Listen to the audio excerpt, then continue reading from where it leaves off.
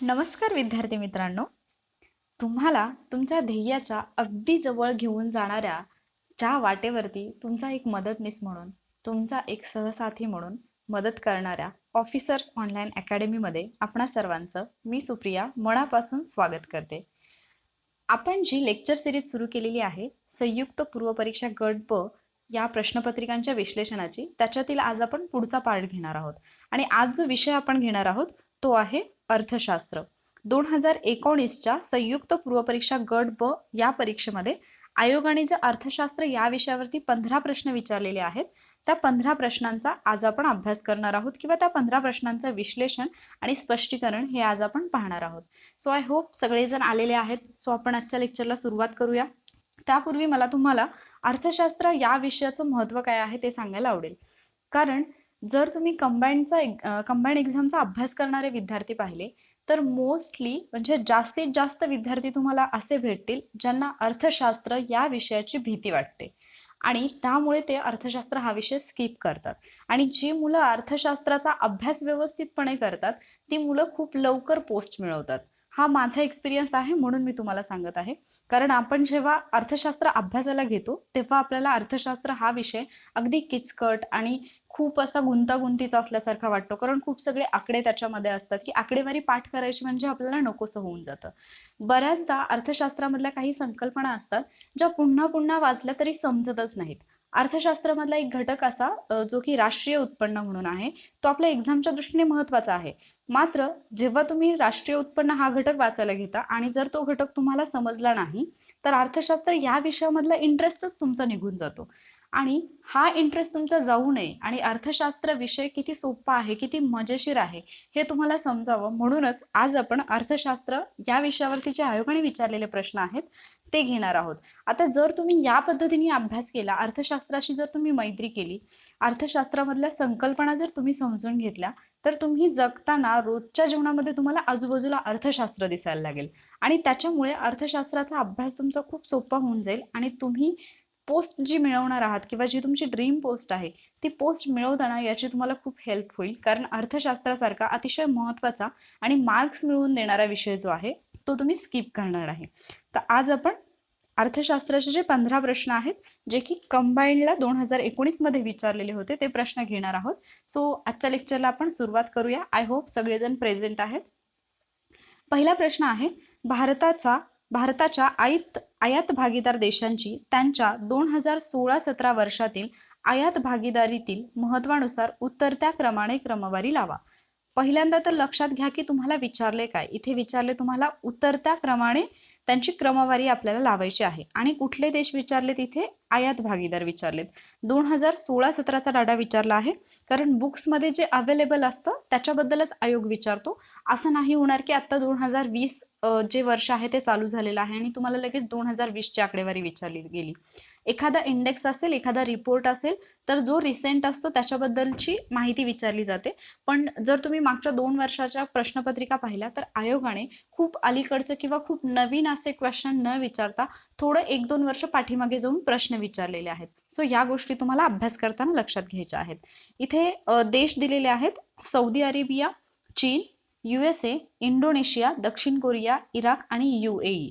आणि या देशांचा आपल्याला उतरता क्रम लावायचा आहे. म्हणजे आपण सर्वाधिक आयात कोणाकडून करतो ते सर्वात कमी आयात कोणाकडून करतो, म्हणजे सर्वाधिक ते सर्वात कमी अशा पद्धतीने तुम्हाला क्रम लावायचा आहे.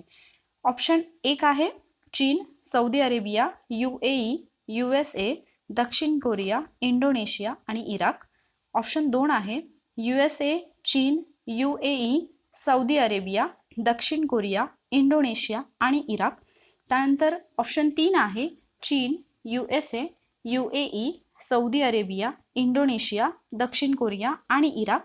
आणि ऑप्शन 4 आहे USA, सौदी अरेबिया, चीन, इराक, दक्षिण कोरिया, UAE आणि इंडोनेशिया. तुमच्यापैकी बऱ्याच जणांना याचं करेक्ट आन्सर आलंही असेल. आपण पाहूयात या प्रश्नाचं बरोबर उत्तर काय आहे. तर या प्रश्नाचं बरोबर उत्तर आहे पर्याय क्रमांक 3 चीन, त्यानंतर USA म्हणजे युनायटेड स्टेट्स ऑफ अमेरिका, त्यानंतर UAE ज्याला आपण दुबई म्हणून ओळखतो, त्यानंतर सौदी अरेबिया, त्यानंतर इंडोनेशिया, दक्षिण कोरिया आणि इराक हा आहे योग्य क्रम.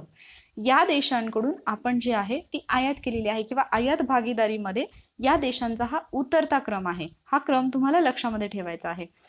वैयक्तिक देशांचा जर आपण विचार केला तर 2016-17 मध्ये भारताने सर्वाधिक आयात कोणत्या देशाकडून केलेली आहे, तर ती केलेली आहे चीनकडून. टोटल जेवढी आपण आयात केलेली आहे, तर एकूण आयातीपैकी 15.9% आयात ही आपण एकट्या चीनकडून केलेली आहे. त्यानंतर USA क्रमांक लागतो, ज्याच्याकडून आपण 5.8% आयात केलेली आहे. त्यानंतर UAEचा क्रमांक लागतो, जिथून आपण 5.6% आयात केलेली आहे. आणि नंतर सौदी अरेबियाचा क्रमांक लागतो, जिथून आपण 52% एवढी 5.2% एवढी आयात आपण केलेली आहे. आता हा जो क्रम आहे हा थोडासा आपल्याला अवघड वाटू शकतो की हे कसं लक्षात ठेवायचं. तर त्याच्यासाठी एक सुंदरशी ट्रिक मी तुमच्यासाठी घेऊन आलेली आहे. तर इथे आपण फक्त फर्स्ट लेटर जे आहे, काही जे देश आहेत त्यांचे आपण फर्स्ट लेटर घेणार आहोत आणि याच्यानुसार एक ट्रिक आपण बनवू शकतो. तुम्ही जेव्हा तुमच्या फ्रेंडला बाय करता, नंतर भेटणार असतं, तेव्हा आपण त्यांना म्हणतो CU आणि ते शॉर्टमध्ये असं लिहितात CU. Okay, so CU US India rock ही आहे आपली ट्रिक. CU US इंडिया रॉक म्हणजे काय? C for China, U for USA, U for UAE, S for Saudi Arabia, India मधला इंडी फॉर इंडोनेशिया, या फॉर कोरिया. कोरियाचं लास्ट लेटर जे आहे ते या आहे, सो इथे या, आणि रॉक म्हणजे इराक. ओके, तुम्ही या पद्धतीने लक्षात ठेवू शकता, किंवा जर तुमच्याकडे स्वतःची एखादी ट्रिक असेल तर ती कमेंट बॉक्समध्ये मेन्शन करा. त्यानंतर आपण पुढचा प्रश्न पाहणार आहोत. दुसरा प्रश्न आहे, जननी सुरक्षा योजना ही 100% केंद्राने प्रायोजित केलेली योजना आहे आणि त्यानुसार रोख मदत डॅश डॅश या बरोबर दिली जाते. आता जननी सुरक्षा योजना कशाशी संबंधित आहे किंवा कशासाठी शासनाकडून मदत केली जाते, असा हा प्रश्न आहे. बऱ्याचशा योजना ज्या आहेत त्या आपल्याला आयोगाने विचारलेल्या आहेत आतापर्यंत. मग त्या इकॉनॉमिक्समध्ये असू देत किंवा करंट अफेअर्स या सेक्शनमध्ये असू देत, तर त्या पेपरमध्ये ती योजना जी आहे ती कोणत्या सब्जेक्ट सोबत विचारलेली आहे त्या सब्जेक्टचा ती पार्ट होते. इथे आपल्याला इकॉनॉमिक्सच्या क्वेश्चनमध्ये ही योजना पाहायला मिळाली, म्हणून आपण ही करंट अफेअर्समध्ये न घेता इकॉनॉमिक्सच्या पार्टमध्ये घेत आहोत. सो जननी सुरक्षा योजना जी आहे ती कोणासाठी आहे असा प्रश्न आहे, आणि ऑप्शन जे आहेत ते 100% कन्फ्यूज करणारे आहेत. तुमचं उत्तर तुम्ही कमेंट बॉक्समध्ये मेन्शन करा. आपण बघूयात किती जण बरोबर आन्सर देतात. पहिला ऑप्शन आहे दवाखान्यातील बाळंतपणाच्या संख्येत वाढ. ऑप्शन क्रमांक 2 बाळंतपण आणि बाळंतपणानंतरची दक्षता. ऑप्शन क्रमांक 3 गरीब स्त्रिया ज्यांचे दवाखान्यात बाळंत होण्याचे प्रमाण कमी आहे त्यावर अधिक भर. आणि पर्याय क्रमांक 4 वरील सर्व. आता कालचा जो पेपर आपण पाहिला होता, कालचे जे प्रश्न आपण पाहिले होते त्याच्यामध्ये ऑलमोस्ट म्हणजे जेवढे प्रश्न पाहिले त्यातले 4 ते 5 प्रश्न असे होते की ज्यांचा पर्याय क्रमांक 4 हे बरोबर होतं, म्हणजे वरीलपैकी सर्व. त्यामुळे आता बऱ्याच विद्यार्थ्यांना असंही वाटतंय की पर्याय क्रमांक 4 हे बरोबर आहे, की हे सगळ्या गोष्टी ज्या आहेत म्हणजे जननी सुरक्षा योजना या तीनही गोष्टींसाठी आहे. तर हे उत्तर नाहीये, याचं बरोबर उत्तर आहे पर्याय क्रमांक 2 बाळंतपण आणि बाळंतपणानंतरची दक्षता. यासाठी जननी सुरक्षा योजना जी आहे ती केंद्राने पुरस्कृत केलेली किंवा 100% केंद्राने प्रायोजित केलेली योजना आहे. ओके, आता ही जननी सुरक्षा योजना आपल्या अभ्यासाच्या दृष्टीने महत्त्वाची आहे, कारण राष्ट्रीय ग्रामीण आरोग्य अभियानाअंतर्गत जननी सुरक्षा योजना ही एक सुरक्षित मातृत्व योजना म्हणून सुरू करण्यात आली. ज्या गरीब गर्भवती महिला आहेत त्यांच्यामध्ये संस्थात्मक प्रसूतीचं प्रोत्साहन देण्यासाठी किंवा त्यांच्यामध्ये संस्थात्मक प्रसूतीचं प्रमाण वाढावं आणि नवजात जो जन्म मृत्यू दर असतो तो कमी करण्याच्या उद्देशाने ही योजना राबवली जाते. या योजनेच्या बाबतीत लक्षात ठेवण्याची गोष्ट ती म्हणजे ही योजना माननीय पंतप्रधानांनी 12 एप्रिल 2005 रोजी सुरू केलेली आहे. ही तुम्ही गोष्ट लक्षामध्ये ठेवा. आणि ही योजना काय करते तर प्रसूती आणि प्रसूतीनंतरच्या काळजीसह रोख सहाय्य करते. सो एवढी इन्फॉर्मेशन तुम्हाला लक्षात ठेवायची आहे. त्यानंतर पुढचा प्रश्न आहे, थॉमस पिकेटी चे पुस्तक कॅपिटल 2013 खालीलपैकी कशाचे विश्लेषण करते? त्याच्यामध्ये ऑप्शन आहेत ए भांडवली अर्थव्यवस्थेचे फायदे, बी भांडवली अर्थव्यवस्थेचे तोटे, सी विकसित जगामध्ये तीव्र असमानतेचा उदय, डी विकसनशील जगामध्ये तीव्र असमानतेचा उदय.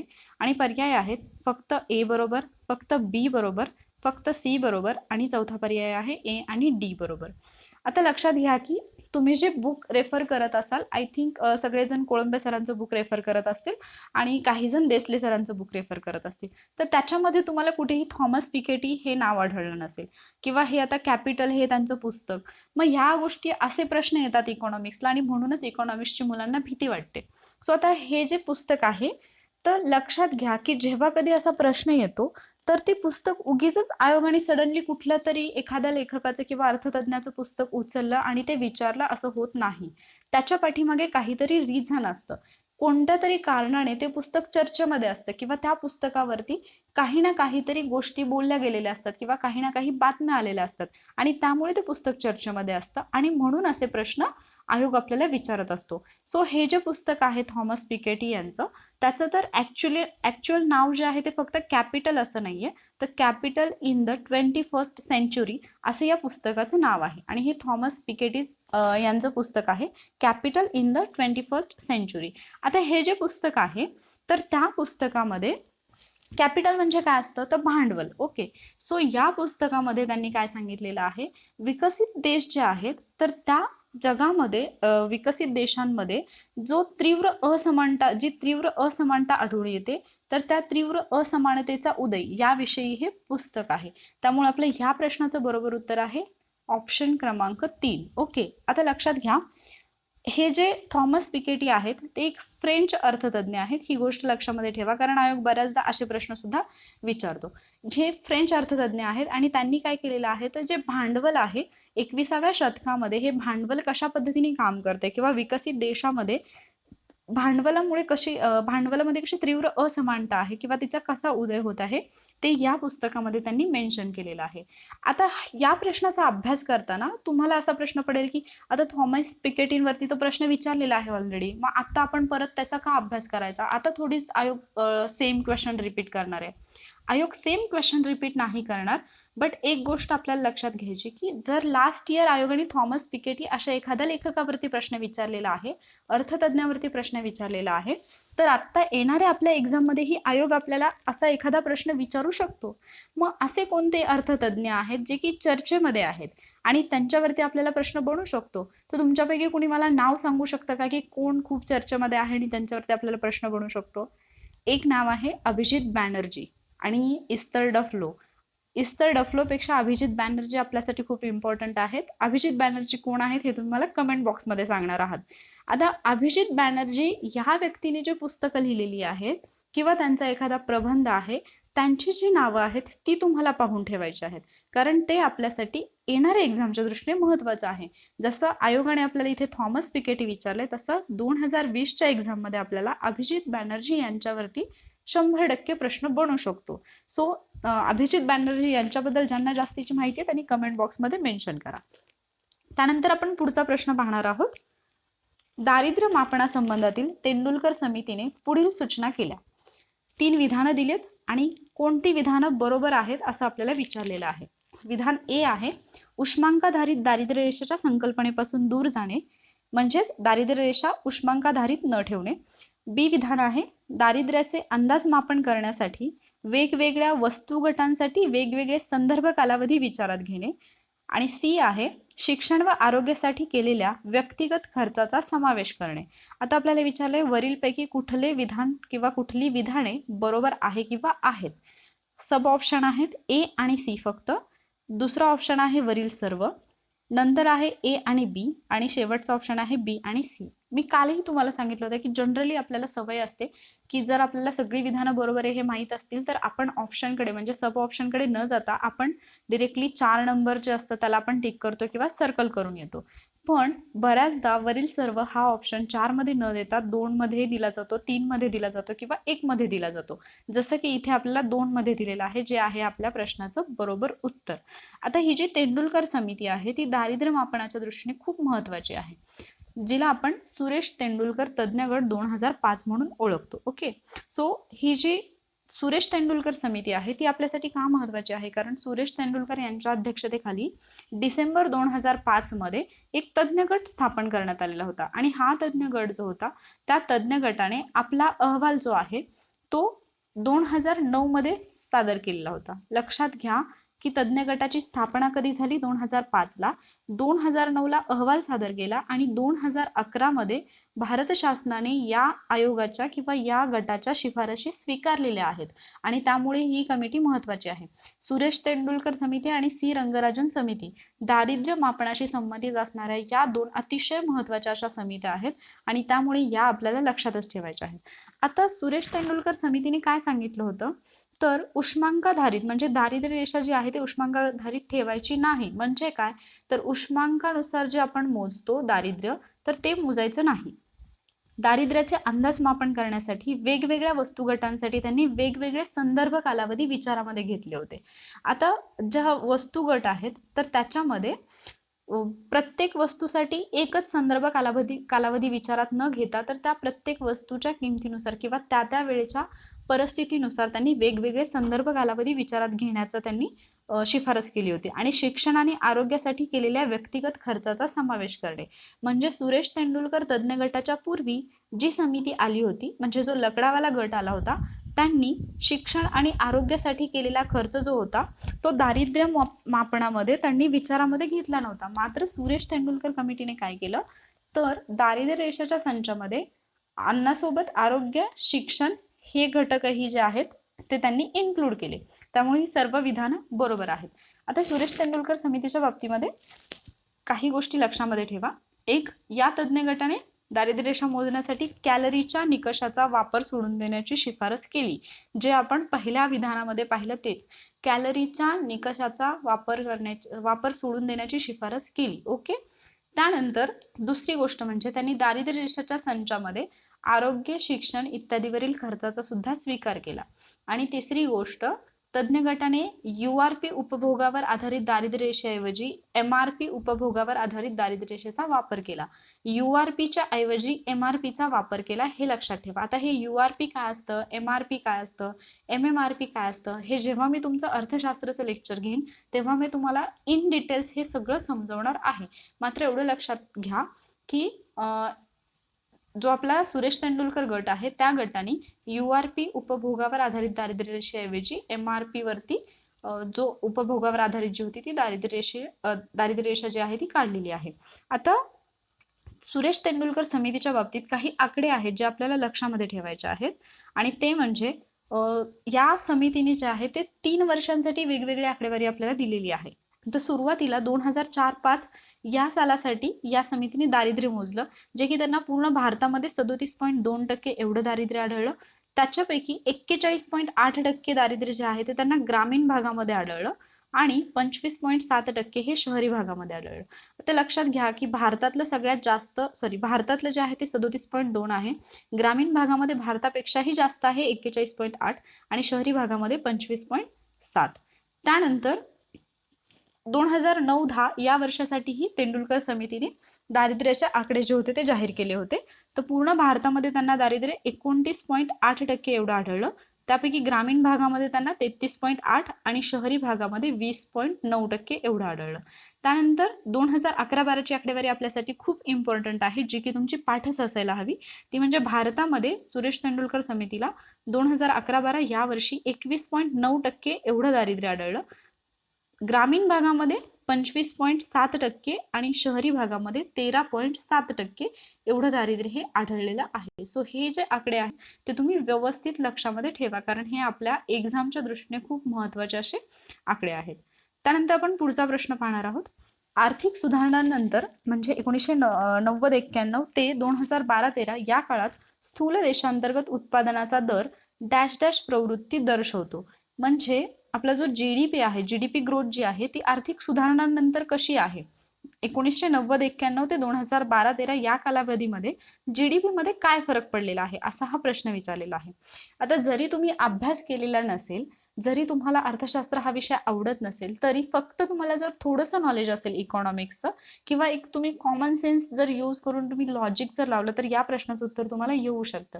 कारण 1990-91 ज्या आर्थिक सुधारणा झाल्या, ज्यांना आपण LPG म्हणून ओळखतो, ज्याच्यावरती आयोगाने अगोदर प्रश्नही विचारलेला आहे की LPGचा फुल फॉर्म काय आहे किंवा LPG म्हणजे काय, तर हे तुम्हाला माहिती पाहिजे. ज्याला आपण मराठीमध्ये म्हणतो उ खा जा धोरण. उ खा जा म्हणजे काय, तर उदारीकरण, खाजगीकरण, जागतिकीकरण. तर या सुधारणा आपण स्वीकारल्यानंतर तिथून पुढे आपला GDP ग्रोथ जो आहे तो ऑब्वियसली अर्थातच तो वाढती अशी प्रवृत्ती दर्शवणार आहे. कारण आपण ज्या अर्थाने LPG जे आहे LPG धोरण जे आहे ते स्वीकारलेलं आहे. म्हणजे जे काही इंडस्ट्रीज आहेत म्हणजे औद्योगिकरण आहे किंवा इतर ज्या गोष्टी आहेत डेव्हलपमेंटच्या दृष्टीने महत्त्वाच्या, त्यांना खूप मोठ्या प्रमाणावरती प्रोत्साहन मिळालेलं आहे आणि त्यामुळे आपला GDP जो आहे तो वाढती प्रवृत्ती दर्शवत आहे. त्यानंतर पुढचा प्रश्न आहे NSSO नुसार श्रमशक्ती म्हणजे काय? विधान अ आहे अशा व्यक्ती ज्या रोजगाराच्या शोधात आहेत आणि विधान बी आहे अशा व्यक्ती ज्यांना रोजगार मिळालेला आहे. पर्यायी उत्तरे आहेत ए किंवा बी कुठलेच नाही, पर्याय क्रमांक 2 फक्त ए, पर्याय क्रमांक 3 फक्त बी आणि पर्याय क्रमांक 4 दोन्ही ए आणि बी. आणि या प्रश्नाचं बरोबर उत्तर आहे पर्याय क्रमांक 4 दोन्ही ए आणि बी. आता श्रमशक्ती म्हणजे काय? तर अशा व्यक्ती ज्या काम करणाऱ्या किंवा काम शोधत असलेल्या व्यक्ती आहेत किंवा कामासाठी उपलब्ध आहेत अशा सर्व व्यक्तींचा समावेश श्रमशक्तीमध्ये होतो. म्हणजे एखादी व्यक्ती जिला काम करायचं आहे, तिची इच्छा आहे, म्हणजे सध्या आपण 3 कॅटेगरीज करू शकतो. एक म्हणजे सध्या ज्या काम करत आहेत म्हणजे ज्यांच्याकडे जॉब आहे. काही व्यक्ती आहेत ज्या काम शोधत आहेत, म्हणजे आपण काम शोधत आहोत म्हणून तर आपण अभ्यास करत आहोत, म्हणजे आपणही श्रमशक्तीचा एक भाग येतो. आणि काही कामासाठी उपलब्ध असलेल्या काही व्यक्ती अशा असतात की ज्या कामासाठी उपलब्ध असतात, म्हणजे तुमच्यासोबतच काही तुमचे फ्रेंड्स असे असतील की ज्यांचं क्वालिफिकेशन चांगलं आहे किंवा ते कामाच्या दृष्टीने योग्य आहेत, मात्र ते सध्या कोणतंही काम करत नाहीत किंवा शोधत नाहीत, पण ते कामासाठी उपलब्ध आहेत. तर अशा सर्व व्यक्तींचा समावेश जो आहे तो श्रमशक्तीमध्ये होतो. म्हणजे श्रमशक्तीमध्ये देशातील सर्व काम करण्याची क्षमता असणाऱ्या व्यक्तींचा समावेश होतो. ज्या व्यक्तीकडे काम करण्याची क्षमता आहे ती व्यक्ती श्रमशक्तीमध्ये येते, ही गोष्ट लक्षामध्ये ठेवा. म्हणजेच काय, तर श्रमशक्ती बरोबर कामगार प्लस बेरोजगार, म्हणजे जे सध्या जॉब करत आहेत किंवा काम करत आहेत, ज्यांना कुठलं तरी काम आहे त्या व्यक्ती, प्लस ज्या कामाच्या शोधामध्ये आहेत मात्र बेरोजगार आहेत अशा व्यक्ती किंवा अशा व्यक्ती ज्यांच्याकडे काम करण्याची क्षमता आहे, त्या सर्व व्यक्तींचा समावेश कशामध्ये होतो? तर श्रमशक्तीमध्ये. आणि हे कोणी सांगितलेलं आहे? NSSOने. त्यानंतर पुढचा प्रश्न आहे व्यापारी बँकांनी दिलेल्या कर्जावरील व्याजदरासाठी वर्ष 2010 मध्ये लागू केलेल्या पायाभूत दर मोजणीमध्ये पुढीलपैकी कोणत्या बाबींचा विचार केला जातो? पर्याय आहेत ए निधीवरील खर्च, बी रेपो रेट, सी रोकड रोखता प्रमाण ठेवण्यासाठी येणारा खर्च आणि डी कमीत कमी परतावा दर. आणि त्याला परत सब ऑप्शन आहेत. पर्याय क्रमांक ए वरील सर्व, पर्याय क्रमांक 2 ए सी आणि डी फक्त, पर्याय क्रमांक 3 ए बी आणि डी फक्त आणि पर्याय क्रमांक 4 ए बी आणि सी फक्त. हा खूप छान क्वेश्चन होता आणि असे खूप सगळे क्वेश्चन आयोग आपल्याला विचारतो ज्याच्यामध्ये आपल्याला फक्त एक ऑप्शन माहीत असला तरी सुद्धा आपलं उत्तर येतं. म्हणजे आता इथे जर तुम्हाला RBIचा थोडाफार तुमचा अभ्यास असेल आणि तुम्हाला जर हे माहीत असेल की रेपो रेट जो आहे तो RBIशी संबंधित आहे, व्यापारी बँकांच्या कर्जावरील व्याजदराशी संबंधित नाही किंवा पायाभूत दर मोजणीशी संबंधित नाही, तरीही तुमचं उत्तर आलं असतं. कारण इथे पर्यायामध्ये बी दिलेला आहे त्यामुळे हा ऑप्शन गेला, इथे बी दिलेला आहे त्यामुळे हा ऑप्शन गेला, पर्याय क्रमांक 4 मध्येही बी दिलेला आहे त्यामुळे हाही ऑप्शन गेला. आपल्याकडे उरतो फक्त एक ऑप्शन, तो म्हणजे ऑप्शन नंबर 2. आणि या ऑप्शनमध्ये बी हे नाहीये आणि त्यामुळे आपलं उत्तर आहे ए सी आणि डी फक्त. आता लक्षात घ्या की हे पायाभूत दर मोजणी किंवा 2010 मध्ये लागू केलेला दर म्हणजे कुठला दर आहे, तर त्याला आपण बेस दर म्हणून ओळखतो. ही गोष्ट लक्षामध्ये ठेवा, याला आपण बेस दर म्हणून ओळखतो. बँका काय करतात, वेगवेगळ्या कालावधीच्या आणि वेगवेगळ्या प्रकारच्या कर्जांवर वेगवेगळ्या व्याजदर आकारत असतात. मात्र वेगवेगळ्या बँकांच्या कर्जदरातील फरक कमी करण्याच्या दृष्टीने RBIने काय केलेलं होतं, तर PLRचं धोरण जाहीर केलेलं होतं. तर त्याच्या जागी जुलै 2010 पासून भारतीय बँकांवरती बेस रेटचं बंधन टाकण्यात आलं. आता बेस रेट म्हणजे काय आहे ते व्यवस्थित आपण समजून घेऊया. बेस रेट हा बँकेचा किमान व्याजदर असतो ज्यापेक्षा कमी दराने बँक कर्ज देऊ शकत नाही. ही गोष्ट लक्षात ठेवा, कारण आयोगाने बेस रेट वरती यापूर्वीही प्रश्न विचारलेले आहेत. आता लक्षात घ्या, समजा एखादी बँक आहे, त्या बँकेमध्ये एक व्यक्ती आहे, तो खूप मोठ्या प्रमाणावरती अमाऊंट जी आहे त्याची तो गुंतवत आहे किंवा तो ठेवत आहे. मग ज्या वेळेला बँकेकडे एखादा असा क्लायंट येतो किंवा असा एखादा ग्राहक येतो की ज्याने खूप मोठ्या प्रमाणावरती रक्कम गुंतवलेली आहे, सो बँक काय करेल, इतर लोकांपेक्षा त्या व्यक्तीसाठी बँक थोडंसं झुकतं माप देईल. म्हणजे इतरांना जे व्याजदर लागू होतील त्याच्यापेक्षा थोडाफार कमी व्याजदराने बँक काय करेल, त्या व्यक्तीला कर्ज देईल. त्याचं रिझन काय, कारण त्या व्यक्तीने ऑलरेडी बँकेला खूप मोठी म्हणजे बँकेकडे खूप मोठी रक्कम गुंतवलेली असेल त्यामुळे. मात्र जर असं झालं तर बऱ्याचदा त्या बँकेचे ग्राहक कमी होण्याची शक्यता आहे किंवा हे इकॉनॉमीसाठी ठीक नाही. त्यामुळे मग आरबीआयने काय केलेलं आहे, तर बँकांना एक बंधन टाकलंय की तुम्ही कमी जास्त वेगवेगळ्या क्षेत्रासाठी तुम्ही कमी जास्त व्याजदर ठेवू शकता. मात्र एक मिनिमम असा तुमचा दर असेल की ज्याच्यापेक्षा कमी व्याजदराने तुम्ही कर्ज देणार नाही. म्हणजे आपण आणखी एक उदाहरण घेतलं तर समजा दोन बँका आहेत, त्यातली एक बँक जी आहे, तुम्ही कर्ज घेण्यासाठी दोन वेगवेगळ्या बँकांकडे गेला. एक बँक जी आहे ती तुम्हाला 8% कर्ज देत आहे. म्हणजे तुम्ही जे पैसे घ्याल त्याच्यावर त्या बँकेला तुम्ही परत देताना तुम्हाला 8% व्याज द्यायचं आहे. दुसरी बँक जी आहे ती तुम्हाला 10% व्याज द्यायला सांगते. तर तुम्ही कुठे जाल, जिथे तुमचा व्याजाचा दर कमी आहे तिथे तुम्ही कर्ज घेण्यासाठी जाल. सो मग एखादी बँक काय करेल की तिचे ग्राहक वाढवण्यासाठी, जो समजा एखाद्या बँकेचा 8 आहे तर एखादी बँक म्हणेल की नाही चला आम्ही फक्त 2% देतो. असं जर झालं तर कालांतराने ती बँक बुडीत निघण्याची शक्यता आहे. कारण या पद्धतीने कर्ज देण्यामुळे काय होईल की त्या बँकेकडे खूप सगळे ग्राहक येतील, कमी कर्जदराने ते कर्ज घेऊन जातील, व्याजदराने ते कर्ज घेऊन जातील, पण परत ते मिळण्याची शक्यता काय आहे, यामुळे बँकेचे जे नॉन परफॉर्मिंग असेट्स असतात ते वाढण्याची शक्यता आहे. आणि त्यामुळे आरबीआयने काय केलं की बँकांना एक ठराविक असा एक बंधन टाकलं की तुम्ही बेस रेट म्हणजे कमीत कमी जो तुमचा व्याजदर असेल, किमान व्याजदर असेल त्याच्यापेक्षा कमी व्याजदराने तुम्ही पैसे देऊ शकणार नाही किंवा कर्ज देऊ शकणार नाही. आता हा जो असतो बेस दर तो प्रत्येक बँकेने स्वमर्जीने ठरवायचा असतो, पण तो खुलेपणाने जाहीर करायचा असतो. मात्र 1 एप्रिल 2016 पासून रिझर्व्ह बँकेने MCLR म्हणजेच marginal cost of funds based lending रेटचं धोरण जाहीर केलेलं आहे. ओके, सो हे ज्या वेळेला आपण डिटेलमध्ये इकॉनॉमिक्स पाहणार आहोत त्यावेळेला हे सगळे मी तुम्हाला सांगेन. आता आपल्या क्वेश्चनशी रिलेटेड जो बेस रेट आहे तो आपल्याला पाहायचा होता.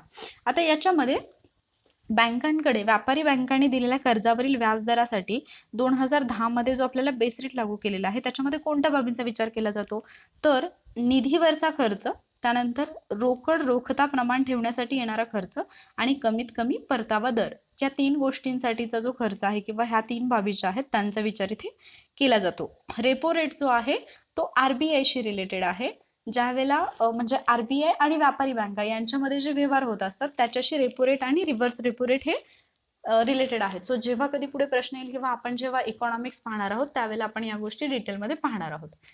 त्यानंतर पुढचा प्रश्न आहे, मुद्रा योजनेचे उद्दिष्ट असंघटित बिननोंदणीकृत छोट्या उद्योगधंद्यांना वित्त पुरवठा करणे हे आहे. आणि विधान बी आहे, मिसिंग मिडिल म्हणजे हरवलेला मध्य म्हणजे छोट्या उद्योगांच्या पुढच्या टप्प्यापर्यंत प्रगती करण्याची प्रक्रिया दुर्बळ असणे. तर कुठलं विधान बरोबर आहे असे विचारलेलं आहे. पर्याय क्रमांक 1 आहे ए आणि बी दोन्ही, पर्याय क्रमांक 2 आहे 2 फक्त, पर्याय क्रमांक 3 आहे बी फक्त आणि पर्याय क्रमांक 4 आहे वरीलपैकी कुठलेही नाही. आणि याचं उत्तर आहे पर्याय क्रमांक 1 ए आणि बी दोन्ही विधानं बरोबर आहे. मुद्रा योजनेचं उद्दिष्ट असंघटित किंवा बिन नोंदणीकृत म्हणजे नॉन कॉर्पोरेट छोट्या उद्योगधंद्यांना वित्त पुरवठा करणे आणि मिसिंग मिडल म्हणजे काय असतं, हरवलेला मध्य म्हणजे काय, छोट्या उद्योगांच्या पुढच्या टप्प्यापर्यंतची प्रगती करण्याची प्रक्रिया दुर्बळ असणे. आता ही जी मुद्रा योजना आहे तीही आपल्या एक्झामच्या दृष्टीने महत्त्वाची आहे. मुद्रा म्हणजे काय, micro units development and refinancing agency limited. आता याचं प्रमुख कार्य काय आहे मुद्रा योजनेचं, तर उत्पादन, व्यापार आणि सेवा क्षेत्रातील सूक्ष्म उपक्रमांना वित्त पुरवठा करणाऱ्या वित्तीय संस्थांना पुनर्वित्त पुरवठा करणे. म्हणजे ज्या वित्तीय संस्था उत्पादन, व्यापार आणि सेवा या 3 क्षेत्रांसाठी किंवा या क्षेत्रातील जे सूक्ष्म उपक्रम आहेत त्यांना वित्त पुरवठा करतात, अशा वित्तीय संस्थांना पुनर्वित्त पुरवठा करणं हे या मुद्रा योजनेचं प्रमुख कार्य आहे. मग याच्यामध्ये 3 वेगवेगळे गट केले जातात जे तुम्हाला माहीतच असतील, शिशु, किशोर आणि तरुण. तर शिशु गट जो आहे तिथे आपल्याला 50,000पर्यंत किंवा 50,000 रुपयांपर्यंतचं कर्ज मिळू शकतं. किशोर गटासाठी 50,001 ते 5 लाख रुपयांपर्यंतचं कर्ज मिळतं आणि तरुण गटासाठी 5,01,000 ते 10 लाख रुपयांपर्यंतचं कर्ज मुद्रा योजनेअंतर्गत दिलं जातं. त्यानंतर पुढचा प्रश्न आहे, भारत सरकारच्या भांडवली अर्थसंकल्पामध्ये कशाचा समावेश होतो. पर्याय क्रमांक 1 अंदाजित प्राप्ती आणि अंदाजित खर्च, पर्याय क्रमांक 2 भांडवली प्राप्ती आणि भांडवली खर्च, पर्याय क्रमांक 3 महसुली प्राप्ती आणि महसुली खर्च आणि पर्याय क्रमांक 4 वरील सर्व तिन्ही प्राप्ती आणि तिन्ही खर्च. आता लक्षात घ्या, जरी तुम्ही इकॉनॉमिक्सचा अभ्यास केला नसेल, इकॉनॉमिक्स वाचलेलं नसेल, कधीही लाईफमध्ये इकॉनॉमिक्सचं बुक उघडलेलं नसेल, तरीही तुम्ही फक्त अंदाजे या प्रश्नाचं बरोबर उत्तर देऊ शकता. कारण इथे प्रश्नामध्ये भांडवली अर्थसंकल्पामध्ये विचारले आणि भांडवली या शब्दाचा उल्लेख फक्त पर्याय क्रमांक 2 मध्ये आहे. 1 मध्ये नाही, 2 मध्ये नाही, 3 मध्ये नाही. ओके, सॉरी, 3 मध्ये नाही आणि 4 मध्ये नाही. 2 मध्ये भांडवली प्राप्ती आणि भांडवली खर्च दिलेला आहे. सो जस्ट तुम्ही साधं लॉजिक जरी लावलं तरी असे प्रश्न तुम्हाला सुटू शकतात. तर गव्हर्नमेंटचा महसुली आणि भांडवली खर्च काय असतो, हा खूप महत्त्वाचा असा एक टॉपिक आहे. सार्वजनिक वित्तमध्ये या सगळ्या गोष्टी येतात आणि त्याच्यावरती आयोग पुन्हा पुन्हा प्रश्न विचारतो. आणि जिथपर्यंत मी ज्या विद्यार्थ्यांना ओळखते मला माहिती आहे की म्हणजे अगदी 8-8, 9-9 वेळा वाचल्यानंतरही हे टॉपिक विद्यार्थ्यांना समजत नाहीत. पण जर ते तुम्हाला अतिशय सोप्या भाषेमध्ये की अगदी तुम्ही चालत बोलत हसत खेळत जर तुम्हाला हे शिकायचे असतील तर तसं तुम्ही कमेंट बॉक्समध्ये मेन्शन करा. मी तुमच्यासाठी लवकरच इकॉनॉमिक्सची लेक्चर सिरीज घेऊन येणार आहे. किंवा warrior officer PSI STI ASO या चॅनललाही तुम्ही फॉलो करा. तिथेही तुम्हाला याचे लेक्चर्स मिळतील, कारण इकॉनॉमिक्सचे बरेचसे लेक्चर्स मी तिथे अपलोड केलेले आहेत. सो तुम्ही तिथे ते पाहू शकता. सो भारत सरकारच्या भांडवली अर्थसंकल्पामध्ये भांडवली प्राप्ती आणि भांडवली खर्च यांचा समावेश होतो. मग महसुली प्राप्ती आणि महसुली खर्च म्हणजे काय असतं, तर महसुली अर्थसंकल्प. ओके, सो महसुली अर्थसंकल्पामध्ये कशाचा समावेश होतो असं जर विचारलं तर त्याचं उत्तर असेल पर्याय क्रमांक 3. म्हणजे दोन्ही प्रश्नांसाठीची प्रिपरेशन तुमची होऊन जाईल. त्यानंतर पुढचा प्रश्न आहे, भारतातील एकूण राज्यांपैकी कोणते राज्य बँकांमधील ठेवी जमा करण्यामध्ये अग्रेसर आहे. आता पुन्हा एकदा, हा जर प्रश्न तुम्ही पाहिला तर तुमच्या इकॉनॉमीच्या बुकमध्ये तुम्हाला सापडणार नाही. पण त्याच्यासाठी मग तुम्ही वेबसाईट वगैरे जर स्टडी करत असाल, जनरली आपण कंबाईनसाठी अभ्यास करताना वेबसाईट वगैरे व्हिजिट नाही करत. पण जे मुलं अशी काही असतील की जे राज्यसेवेचा अभ्यास करतात प्लस कंबाईनही देतात, तर ते स्टुडंट जे असतात ते बऱ्याचशा वेबसाईट्सना व्हिजिट करतात, तिथे हा डाटा मिळतो.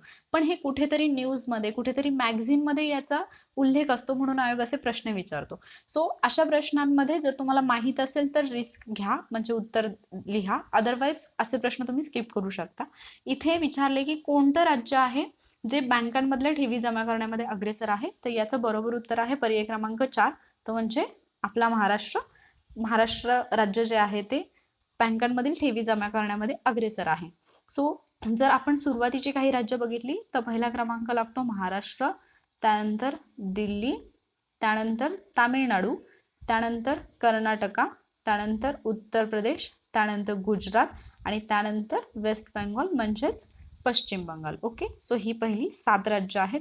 हवं तर तुम्ही लक्षात ठेवा, पहिली 4 ते 5 राज्य लक्षात ठेवली तरी ते इनफ आहे. त्यानंतर पुढचा प्रश्न आहे, लिंग अंदाजपत्रक म्हणजे काय, ज्याला आपण जेंडर बजेट म्हणतो किंवा जेंडर बजेटिंग हा शब्द जो आपण ऐकलेला आहे, तर ते म्हणजे काय असतं. पर्याय आहेत, अधिक लिंग समान समाजासाठी वित्तीय तरतूद, अधिक लिंग असमान समाजासाठी वित्तीय तरतूद, मानवी विकास साध्य करण्यासाठी वित्तीय तरतूद आणि 4 प्रत्येक नागरिकाच्या समानतेसाठी वित्तीय तरतूद. या प्रश्नाचं उत्तर पटकन कमेंट बॉक्समध्ये द्या. खूप अगदी कॉमन सेन्सचा प्रश्न आहे. इथे लिंग अंदाजपत्रक विचारले म्हणजे जिथे हा शब्द नाहीये ते शब्द आपण जस्ट असंच जे आपण म्हणू शकतो की लहान मुलांसारखं लॉजिक लावून आपण एलिमिनेट करू शकतो. आता जर पहिला आणि दुसरा ऑप्शन बघितला तर इथे फक्त एकच शब्द आहे जो थोडासा वेगळा दिला, म्हणजे समान आणि असमान. तर असमान समाजासाठी तर कुठली वित्तीय तरतूद होऊच नाही शकत, कारण जर असं एखादं गव्हर्नमेंट असेल तर ऑब्व्हियसली ते गव्हर्नमेंट जास्त काळ सत्तेवरती राहणार नाही. म्हणजे काय, अधिक लिंग समान समाजासाठी वित्तीय तरतूद म्हणजे लिंग अंदाजपत्रक होय. आता जेंडर बजेटच्या बाबतीत काही गोष्टी लक्षात ठेवायच्या, त्या म्हणजे जेंडर बजेट म्हणजे जिथे महिलांसाठी वेगळ्या तरतुदी केल्या जातात. याचा अर्थ असा नाही होत की महिलांसाठी कम्प्लिटली सेपरेट बजेट मांडलं जाईल. म्हणजे एखाद्या देशामध्ये असं की पूर्ण देशाचं बजेट वेगळं आणि महिलांचं बजेट वेगळं मांडलं जाते, असा त्याचा अर्थ होत नाही. सामान्य अर्थसंकल्पामध्ये म्हणजे जो नेहमीचा आपला अर्थसंकल्प आहे त्याच्यामध्येच महिलांसाठी काही स्वतंत्र अशा वित्तीय तरतुदी केल्या जातात आणि तेव्हा त्याला आपण जेंडर बजेट म्हणजे लिंग अंदाजपत्रक असं म्हणतो. आता जेंडर बजेट जी संकल्पना आहे ती सर्वप्रथम कोणत्या देशामध्ये मांडण्यात आली, तर ऑस्ट्रेलिया. हे नाव लक्षातच ठेवा, ऑस्ट्रेलियामध्ये सर्वप्रथम जेंडर बजेटची संकल्पना मांडण्यात आली. मग आता याची भारतामध्ये कधी सुरुवात झाली, तर 9वी योजना जी होती आपली 9वी पंचवार्षिक योजना, तर 9व्या पंचवार्षिक योजनेमध्ये महिला घटक योजना म्हणून एक योजना होती. त्या योजनेपासून आपल्याकडे जेंडर बजेटची सुरुवात झाली. सो तुम्ही कमेंट बॉक्समध्ये पटकन 9वी जी आपली पंचवार्षिक योजना आहे तिचा कालावधी काय होता हे मेन्शन करायचं आहे. 2000 आणि 2001चा जो अर्थसंकल्प होता त्या अर्थसंकल्पीय भाषणामध्ये तत्कालीन जे अर्थमंत्री होते त्यांनी काय केलं होतं तर याचा पहिल्यांदा उल्लेख केलेला होता. ओके. आणि 2005-6च्या अर्थसंकल्पात पहिल्यांदा जेंडर बजेटिंगचं स्वतंत्र विवरण देण्यात आलेलं होतं. आता हे इयर का लक्षात ठेवायचे कारण आयोगाने असे प्रश्न विचारलेले आहेत. म्हणजे झिरो बजेट जर असेल तर मग ते पहिल्यांदा कुठल्या राज्यामध्ये मांडलं किंवा भारतामध्ये सगळ्यात पहिल्यांदा झिरो बजेट कधी आलं. तसं आता जेंडर बजेट बद्दल आले तो सो याच्यावरती आणखी वेगळा कसा प्रश्न येऊ शकतो या पद्धतीने आपल्याला त्या टॉपिकची तयारी करायची आहे. म्हणजे आपला कुठलाही प्रश्न चुकणार नाही. ओके. सो जेंडर बजेट जे आहे तर त्याची औपचारिक सुरुवात भारतामध्ये 9व्या पंचवार्षिक योजनेपासूनच झालेली आहे. मात्र अर्थसंकल्पामध्ये पहिल्यांदा उल्लेख कधी झालेला आहे तर 2000 आणि 2001 या साली. 2005-6च्या अर्थसंकल्पामध्ये पहिल्यांदा याचं स्वतंत्र असं विवरण देण्यात आलेलं होतं. त्यानंतर पुढचा प्रश्न आहे आर्थिक नियोजनाच्या पहिल्या 4 दशकांमध्ये वस्तू करांवरील भार वाढला होता. विधान ब आहे त्यांचा केंद्र सरकारच्या एकूण कर उत्पन्नामध्ये सन 1990-91 मध्ये 84% हिस्सा होता म्हणजे वस्तू करांचा. विधान सी आहे अप्रत्यक्ष कर उत्पन्न व एकूण कर उत्पन्नाचे गुणोत्तर 2016-17 मध्ये 51.7% इतके होते. आता पहिलं विधान जे आहे आपल्याला विचारलं की चुकीची विधाने कोणती आहेत. ओके. ऑप्शन आहेत वरील सर्व, फक्त बी, फक्त सी, कोणतेही नाही. तर आता असे प्रश्न जेव्हा येतात ना त्यावेळेला थोडंसं शांतपणे प्रश्न वाचायचा व्यवस्थित आणि त्याच्यानंतर उत्तर देण्याचा प्रयत्न करायचा. आता अर्थनियोजनाची जी पहिली 4 दशकं होती त्याच्यामध्ये वस्तू करांवरचा भर जो होता तो ऑब्विसली वाढलेलाच असणार आहे. No doubt about it. So पहिलं विधान जे आहे ते बरोबर आहे आणि आपल्याला विचारले चुकीची विधाने कोणती. सो अ तर चुकीचं नाही त्यामुळे पहिला ऑप्शन तर गेला. त्यानंतर दुसरा आहे वस्तू करांचा केंद्र सरकारच्या एकूण कर उत्पन्नामध्ये 1990-91 मध्ये 84% हिस्सा होता. आता इथे आकडेवारी विचारलेली आहे. आपल्याला एक्झॅक्ट जर पर्सेंटेज माहीत नसेल तर जर तुम्ही वस्तू करांचा जर अभ्यास व्यवस्थित केलेला असेल तर तुम्हाला एक आयडिया येऊन जाते की ऑलमोस्ट जे आकडे असतात ते करेक्ट दिलेले असतात अशा क्वेश्चनमध्ये. ज्यावेळेला लांबलचक सेंटेन्सेस दिलेले असतात ते 90% ते करेक्ट असतात. 10% तुम्ही स्वतःच्या रिस्कवरती ते सोडवू शकता. पण जर तुमचं क्वेश्चन पेपर सॉल्व्हिंगचं जर तुमचं खूप प्रॅक्टिस असेल तर असे क्वेश्चन तुम्ही स्टडी नसतानाही सोडवू शकता. हे मी पुन्हा सांगते. त्याचं रिझन म्हणजे जेवढी तुम्ही क्वेश्चनची प्रॅक्टिस कराल तेवढं जास्त तुमचं आन्सर बरोबर येण्याची शक्यता वाढते. म्हणजे जरी तुमचा अभ्यास नसेल तरी सुद्धा तुमचे आन्सर बरोबर येऊ शकतात. दुसरं विधानही बरोबर आहे. त्यानंतर तिसरं विधान जे आहे अप्रत्यक्ष कर उत्पन्न व एकूण कर उत्पन्नाचे गुणोत्तर 2016-17 मध्ये 51.7% इतके होते. हे विधानही बरोबर आहे. आपल्याला विचारले चुकीची विधाने कोणती. एकही विधान चुकीचं नाही म्हणून आपलं या प्रश्नाचं उत्तर आहे कोणतेही नाही. प्रश्न व्यवस्थित वाचायचा आहे. कदाचित असं होऊ शकतं की तीनही विधानं तुम्हाला माहिती आहेत पण बरोबर विचारले की चुकीचे विचारले हेच न पाहिल्यामुळे तुम्ही पर्याय क्रमांक 1 उत्तर दिलं. तर हे असं एक्झाम मध्ये झालं नाही पाहिजे. ओके.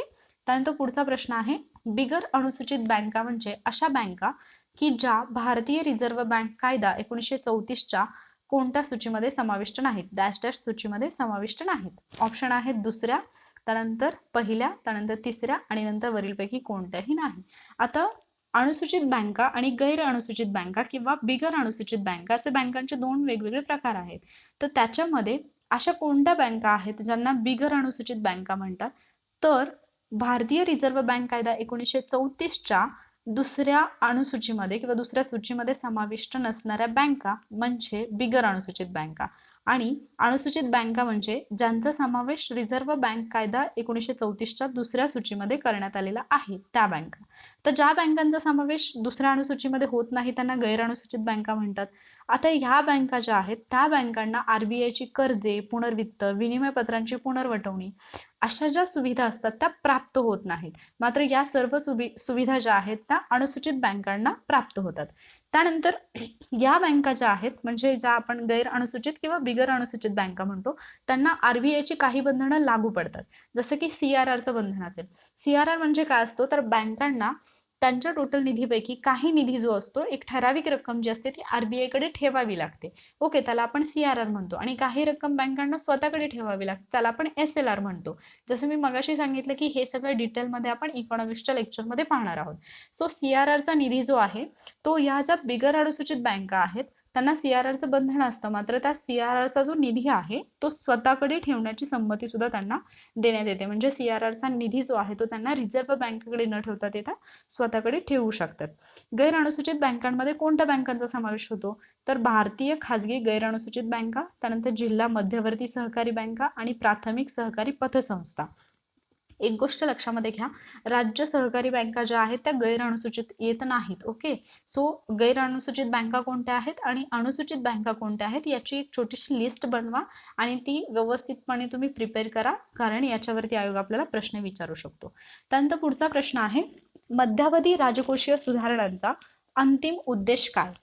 ए, कर्ज चिरस्थायी पातळीपर्यंत घटवणे. बी, राजकोषीय तुटीत वाढ करणे. सी, चालू खात्यावरील तूट कमी करणे. आणि डी, अर्थसहाय्य कमी करणे. पर्याय आहेत ए आणि बी. पर्याय क्रमांक 2 ए, बी, सी. पर्याय क्रमांक 3 फक्त सी. आणि पर्याय क्रमांक 4 फक्त डी. आता हे जे मध्यावधी राजकोषीय सुधारणा असतात त्यांचा अंतिम उद्देश असतो चालू खात्यावरची जी तूट आहे ती कमी करणे. आणि इथे आपल्याला फक्त सी असं दिलेलं आहे पर्याय क्रमांक 3 मध्ये, त्यामुळे पर्याय क्रमांक 3 हे आहे आपलं या प्रश्नाचं बरोबर उत्तर. आता व्यापार तूट काय असते, चालू खातं काय असतं, व्यापारी खातं काय असतं, हा इकॉनॉमी मधला असा डीपमध्ये जाऊन अभ्यास करायचा पार्ट आहे, पण तो आपल्या अभ्यासाच्या दृष्टीने खूप महत्त्वाचा आहे. सो हा सगळा जो डाटा आहे अतिशय सोप्या भाषेमध्ये, म्हणजे अगदी दैनंदिन जीवनातल्या व्यवहारांसह मी तुम्हाला तो शिकवणार आहे इकॉनॉमिक्सच्या लेक्चर सिरीजमध्ये. सो आज आपण आपल्या कंबाईनच्या एक्झाममध्ये जे प्रश्न विचारले ते पाहिले. या लेक्चरमधला शेवटचा प्रश्न आहे, 1983-84 ते 2011-12 या काळातील केंद्र सरकारच्या दायित्वांमध्ये कोणत्या देयता सर्वात अधिक होत्या? पर्याय क्रमांक 1 बाह्य देयता, पर्याय क्रमांक 2 अंतर्गत कर्ज, पर्याय क्रमांक 3 अंतर्गत देयता आणि पर्याय क्रमांक 4 रिझर्व्ह बँक निधी आणि ठेवी. आता या प्रश्नाचं जे बरोबर उत्तर आहे ते आहे पर्याय क्रमांक 3 अंतर्गत देयता. म्हणजे 1983-84 ते 2011-12 या काळातील केंद्र सरकारच्या दायित्वांमध्ये अंतर्गत देयता या देयता सर्वात अधिक होत्या. आता इथेही लक्षात घ्या की तुम्हाला अगदी रिसेंटलीची आकडेवारी न विचारता आयोगाने जुनी आकडेवारी विचारलेली आहे. लोकसंख्येच्या बाबतीतही असेच प्रश्न येतात जिथे आपल्याला खूप रिसेंटलीचा डाटा न विचारता पाठीमागचा डाटा विचारला जातो आणि जिथे मग आपलं थोडासा गोंधळ उडण्याची शक्यता असते. सो लोकसंख्येशी रिलेटेडही काही महत्त्वाचे लेक्चर्स मी तिकडे वॉरियर ऑफिसरला अपलोड केलेले आहेत, तेही तुम्ही पाहू शकता. आणि आपण ऑफिसर्स ऑनलाईन अकॅडमीवरती सुद्धा लवकरच इकॉनॉमिक्सची व्हिडिओ लेक्चर सिरीज सुरू करणार आहोत. सो त्याच्यासाठी तुम्ही ऑफिसर्स ऑनलाईन अकॅडमीला कनेक्टेड राहा. आणि जर या चॅनलला तुम्ही सबस्क्राईब केलेलं नसेल तर तुम्ही पटकन ऑफिसर्स ऑनलाईन अकॅडमीला सबस्क्राईब करा. सर्व व्हिडिओ लेक्चर्स तुम्ही पहा, कारण याच्यातून तुमचा अभ्यास खूप चांगल्या पद्धतीने होणार आहे आणि तुमची जी ड्रीम पोस्ट आहे ती मिळवण्यासाठी ऑफिसर्स ऑनलाईन अकॅडमी तुम्हाला खूप खूप मोठी मदत करत आहे. सो या संधीचा फायदा तुम्ही घेतला पाहिजे. तुम्ही मला warrior officer PSI STI ASO या चॅनलवरती फॉलो करू शकता. तिथेही तुम्हाला असेच अभ्यासाशी रिलेटेड, ट्रिकशी रिलेटेड आणि चालू घडामोडींशी रिलेटेड उपयुक्त असे लेक्चर्स पाहायला मिळतील. आय होप आजचं लेक्चर तुम्हाला आवडलं असेल आणि समजलंही असेल, ज्याने तुमचं इकॉनॉमी सोपं व्हायला तुम्हाला मदत होईल. सो जर आजचं लेक्चर आवडलं असेल तर व्हिडिओला लाईक करा, जास्तीत जास्त तुमच्या फ्रेंड्ससोबत हे लेक्चर शेअर करा आणि चॅनलला नक्की सबस्क्राईब करा. थँक्यू.